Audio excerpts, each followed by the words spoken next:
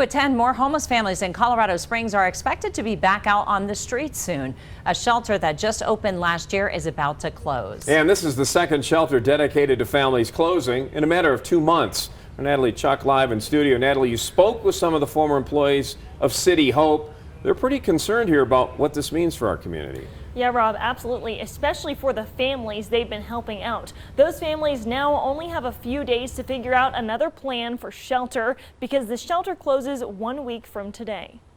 Honestly, just heartbreak looking at these people who we'd come to love so dearly and understanding that this was the end of the line, and for a lot of them, there was nowhere else to go. It's the hardest part for these two former employees of City Hope, a shelter serving homeless families in Colorado Springs, wondering where are the people they served going to go. We just kept growing it, and then all of a sudden it's like, okay, we're done.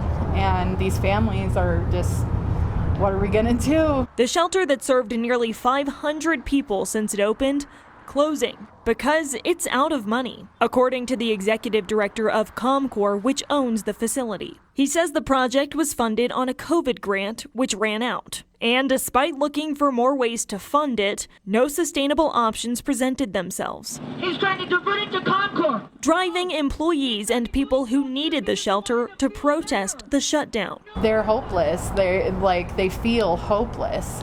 And we felt hopeless and helpless because we can't do anything about it, so we're out there protesting because we want people to understand that these guys are, they're normal, everyday, average people. But just a few miles south of where one shelter's doors are closing, another is expanding. This is a place that the Salvation Army has been in. We were the only family shelter for over a decade. Salvation Army says it has been planning for months to expand its services for families specifically, not knowing two similar shelters would shut down. We believe we're the answer to this, to the reduction in beds for family services. But the reality is, it still won't be enough to meet the need. While the need is growing at such dire numbers, there's supposedly all this funding, and yet programs are shutting down left and right, and people are being excluded from these programs to where they can't even access the resources that they would need to.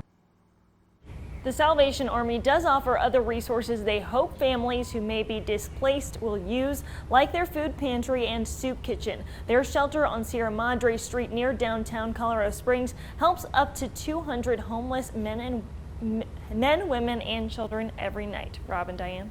Natalie.